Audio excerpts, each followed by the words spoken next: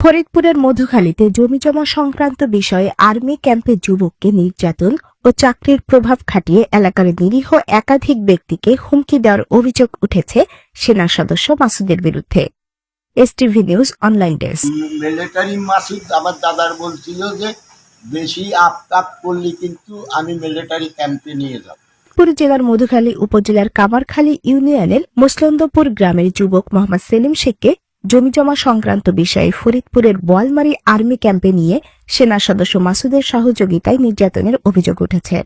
নির্যাতনের শিকার ওই যুবক বলেন, ফরিদপুর আর্মি ক্যাম্পের সব অফিসারদের কথা অমান্য করে তিনি চলে গেলেন আবার বোয়ালমারী আর্মি ক্যাম্পে, এখানে যে আবার অভিযোগ করলেন এবং অভিযোগ করে সেখানে তার মন গড়া বক্তব্য দিয়ে তার ঊর্ধ্বতন কর্মকর্তাদের দিয়ে ফোন দিয়ে মানে বিভিন্ন রকম আমার নামে করে আমাকে এবং মূল মালিককে ডেকে নিয়ে আমাদেরকে নির্যাতন করছে, আমাকে বেধরম পিটাইয়ে এবং মূল মালিক যে মুরব্বী, এরা ভিডিওতে আপনারা দেখছেন, ওই মুরব্বী এবং আমাকে দুইজনকে আমাদেরকে ইচ্ছা মতো পিটাইয়ে বলতেছে যে আমরা জায়গা ছেড়ে ওকে কেন জায়গা বুঝাই দিচ্ছি না। তা আমি অফিসারদেরকে মানে ওখানে যারা আমাদেরকে মারছিল আমি তাদেরকে বললাম যে আপনারা বিষয়টা ঘটনা তদন্ত করে দেখেন, যে যদি সে প্রকৃতই ওই আমার দখলকৃত জায়গা সে কিনে থাকে বা মালিকরা বিক্রি করে থাকে তাহলে সে প্রাপ্য, আমি তাকে ছেড়ে দিব, বাট এটা তো একটা আইনের মাধ্যমে আসতে হবে। আমরা এসিল্যান্ডের কাছে গেছি, এসিল্যান্ড বলছে আদালতের গিয়ে এটা সমাধান করতে, তাহলে উনি আপনাদের কাছে এসে অভিযোগ করলো আর আপনারা আমাদেরকে মারতেছেন, এটা কি ঠিক? তো এভাবে বলার পর ওনারা আমার কোনো কথাই শুনলেন না, ওনারা আমাদেরকে পিটালেন।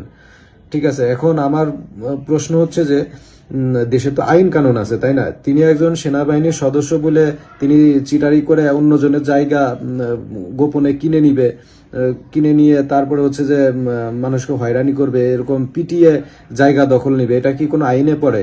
আমি এটা সঠিক তদন্ত বিচার চাই। 2/10/2025 তারিখে সরেজমিন পরিদর্শনে স্থানীয় সূত্রে জানা যায় 2022 সালে মোহাম্মদ সেলিম বাড়ি করার উদ্দেশ্যে রাস্তার পাশে 30 শতক জমি ক্রয় করেন 12 লক্ষ টাকা দিয়ে।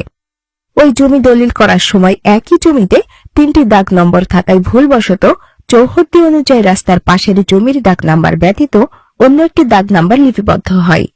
ক্রয়কৃত জমিটি বিক্রেতা গণচৌহদ্দি অনুযায়ী বুঝিয়ে দেয় সেলিমকে। সে অনুযায়ী সেলিম ওই জমিতে বাড়িঘর তৈরি করে বসবাস শুরু করেন। এ বিষয়ে এক বিক্রেতা বলেন, সেলিম লোকে উপরের দাগ নেছে আর নিচের 2 দাগ লোকে বসির নেছে। আমরা বসির নিচের 2 দাগ দেখাইয়েই আমি বেচেছি। আচ্ছা, আপনার সেলিমের কাছে কোন দাগ বেচেছেন? উপরের দাগ। কত করে শতক? 40,000 টাকা। কত সালে? হলো 22 সালে। আচ্ছা, এবং এই যে এইটা বসির ওরফে মাসুদ, এর কাছে কত করে বেচছেন? 24,000 টাকা। কত শতক? 62 শতক। কত সালে? 24 সালে। আপনাকে কোথাও ডেকেছিল? আমার ডাকছিল, আমি 2 বার ফরিদপুর মিলিটারি ক্যাম্পে গেছি, 1 বার বোয়ালমারি গেছি। আচ্ছা, এই বোয়ালমারি ক্যাম্পে আপনাদেরকে যে কি করা হয়েছিল ডেকে?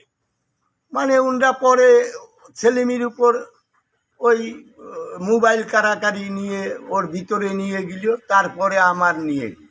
আপনাকে নিয়ে কি বললো? আমার নিয়ে বলল যে তুমি গ্যাঞ্জাম বাঁধাইছো তো, ধর। আমার এইরকম যাতা ব্যবহার করলো। কারা? ওই ক্যাম্পের লোক। ওদের সাথে কে কে গেছিল? আমাদের সাথে ইরান চেয়ারম্যান গেছিল। চেয়ারম্যান তো অনেক দাঁড়ায় দোপে নামিয়ে গেছে যখন সেলিমের সাথে দস্তাদস্তি হয়। এই যে ঘটনা ঘটলো, এই ঘটনা সম্পর্কে আপনি এখন কি মন্তব্য করেন? আমাদের সাথে অন্যায় করা হয়েছে, আমাদের সাথে অন্যায় আচরণ করা হয়েছে। পরবর্তীতে ওই জমির মালিকগণ বাকি 2 দাগের মাঠান জমি বিক্রয় করতে চাইলে সেনা সদস্য মাসুদ জমি ক্রয় করতে রাজি হয়।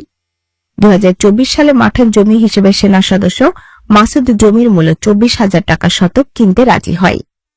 উল্লেখযোগ্য বিষয় হল 2024 সালে সেনা সদস্য মাসুদ 24,000 টাকা শতক মাঠান জমি রেজিস্ট্রি করতে রেজিস্ট্রি অফিসে যায়।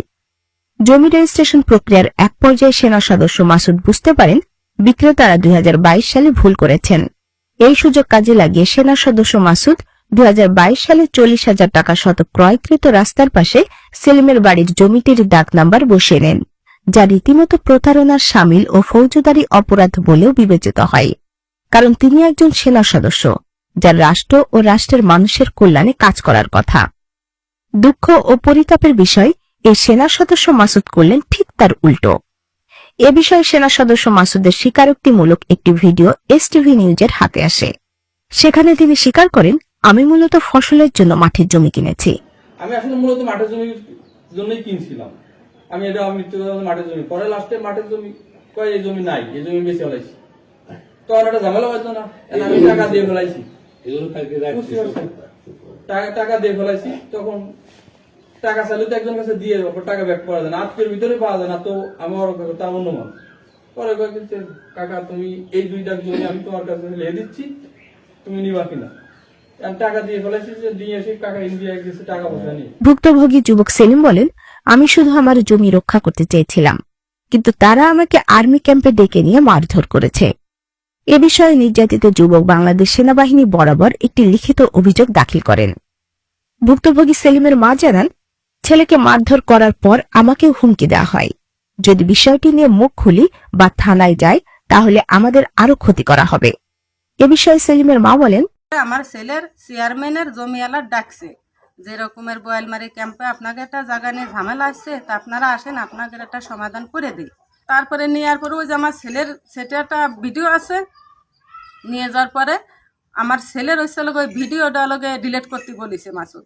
কইছে যে ওর ফোনে একটা ভিডিও আছে, ভিডিওটা ডিলিট করে। ভিডিওটাই তো আমার ছেলে কইছে আমার প্রমাণ, যে তুই নিজে মুক্তে স্বীকার হোক যে আমি নিচেই কিনছি, আর কি ডিলিট করে নাই। না করার পরে আমার ছেলের বলে 10-15 জন ধরে চোখ বাঁধতে কোহানে নিয়ে গেছে। আমার মনে করছে যখন আমার নিয়ে গেছে, আমার ভিতরে তো আত্মাটা উড়িয়ে গেছে, যে মনে করছি যে আমার জীবনটা মানে আজকেই চলে গেল। আমি আর মার মুখ দেখতে পারলাম না, আমার সন্তানের মুখ দেখতে পারলাম না। তারপরে শুনে আমার ছেলের মারিয়েছে, মারিয়ে টারিয়ে তারপরে ছাড়িয়ে দিচ্ছে। আমার ছেলে ঘুরাতে ক্যাম্পেতে আছে। আর ঘরে ফোন দিয়েছে আমার ছেলে, মা আজ তুমি কি জমি কিনে দিছিলে, যে জমির জন্য আমার জীবনটাই আজকে চলে যেতেছে, আমার আজকে মারিয়েই ফেলাইছে।